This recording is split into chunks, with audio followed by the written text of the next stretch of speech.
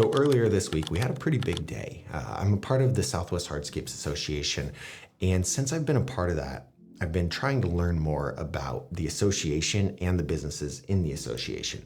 Everyone that I meet's super cool. They're contractors, they're outdoor living contractors, they hardscape guys, like all of that. It's really cool.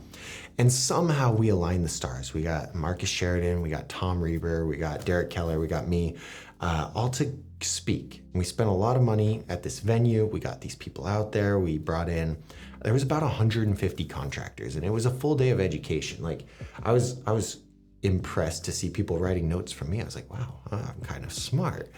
But I want to share some of the things that I learned. So these are like three key takeaways for contractors to leverage moving into 2026. So 2026 is coming up quick. And there's a lot of things changing, primarily around AI. So we sat in this conference, it was like a full day event, and I just want to talk about the three key things that I learned from it. So let's get right into it. So number one was from Marcus when he was speaking, okay? Now, Marcus Sheridan, Endless Customers, They Ask You Answer, really good, helpful books. But he says to prepare for AI. And his hypothesis here is that your YouTube channel is going to be more valuable in the future. So that is his thing that he's preaching on. And the reason for that is AI is pulling from experts to recommend them, and AI is looking for people who have information, real experience to learn from. That's how it learns. And so it's going to be looking at people like you who've been doing this work for years, right? You've been doing it. You've gone through the trials and the errors, and you fucked things up, and you've done good things, and you've learned so much. When people ask, homeowners especially, how does this work? Or how do I get this done? Or who can get this done? AI is going to look for the experts to recommend. And so what he's saying is everything should be more video focused. It's going to be harder to create like authentic content that's not video. Videos are really important is what I'm getting at. And with that, you want to double down on your YouTube. You want to double down on your short form content. You want to double down on how you answer questions. So his initial book is They Ask You Answer, and it really revolves around pricing transparency. I think he said they created a blog post that answered, how much does a fiberglass swimming pool cost? And the answer was still, it depends, which is usually the answer for anything that you guys do. But it gave them ideas of what drives cost and what a range is and what to expect. He said that article alone generated over $35 million. Crazy, right? That's pretty insane. With that content of answering questions and being the expert, you're going to get recommended by AI more. You're going to have people trust you, they're going to like you, and they're going to buy from you based on value and not necessarily just based on price, which is a big problem we have in the industry. Homeowners aren't cheap, they're just not educated. And if you can step up, you can educate them, and then they're willing to not be cheap. You can't put the cart before the horse, right? All right, second thing was from me, obviously. And I think the biggest takeaway for me, and like the thing that I preached when I answered the questions and stuff, was to double down on content.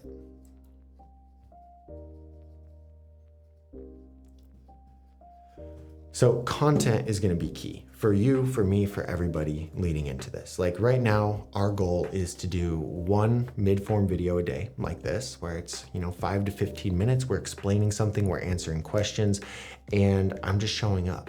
And then we're turning that into multiple short form clips per day. And then we're posting that everywhere.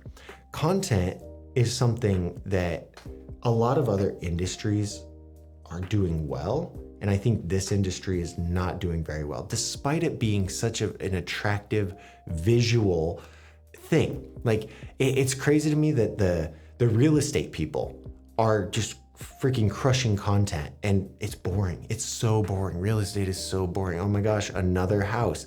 It looks the same as it's the same shit, But real estate has really adapted to that. There's a lot of other industries that have adapted to content, but for some reason, contractors are way behind. Contractors don't give a shit about content, despite what they do is cool. Like this guy I was talking to yesterday, he loves the art form of hardscapes. He loves being able to get creative and create designs and stuff like that. And he said he had a homeowner reach out that they did a job like 2 years ago and say, hey, I was just thinking, we're sitting back here in our backyard and I'm just in love with it. Like you really made our life better, which is kind of crazy to think about, right? They paid a bunch of money to enhance their backyard. And now he's like, thank you, you made our life better. But that's what it is. Like you guys are doing good work. You're transforming lives, right? You're helping people.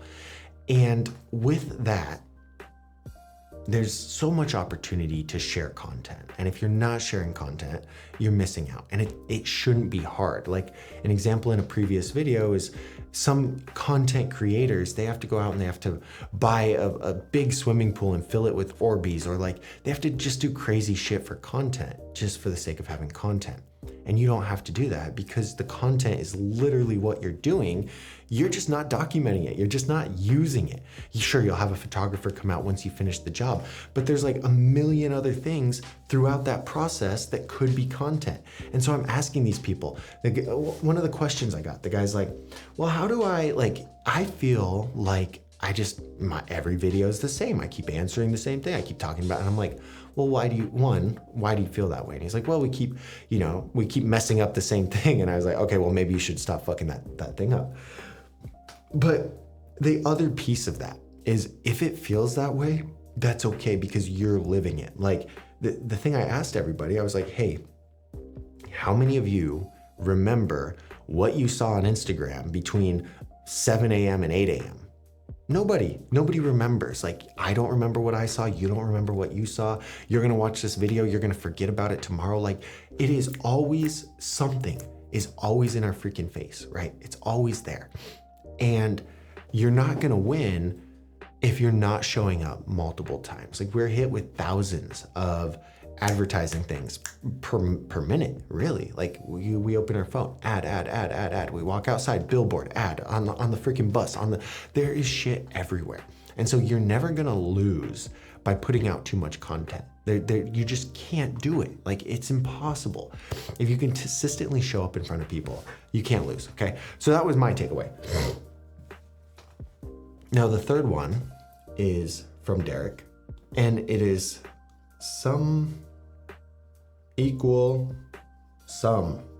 And it's an Excel formula, all right? It is an Excel formula. I'm an Excel nerd. I like these formulas.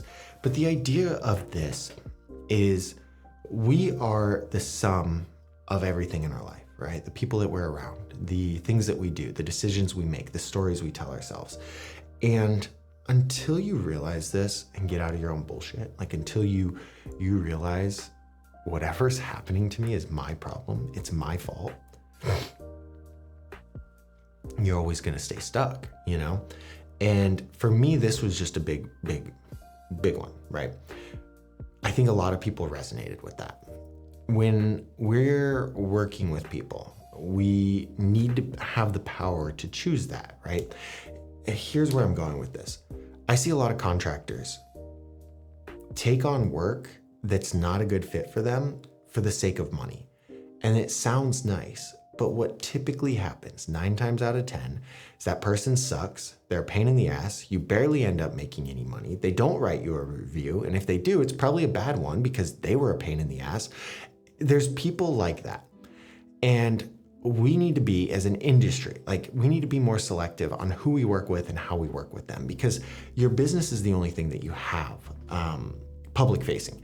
It's the only thing that you have, and the reputation is so important. So yes, money is awesome, but if you work with somebody that's a pain in the ass, or you don't have boundaries around what you do for them, you're going to be taken advantage of, and it's never, ever going to be a good outcome.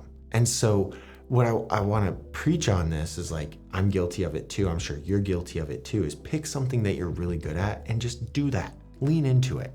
And don't be afraid to say no to people. Work with people who you want to work with, who you're excited to work with, and who fit perfectly into what you do, so that you don't feel like you're walking on eggshells. Like I have a client right now doing it's like a $500,000 job.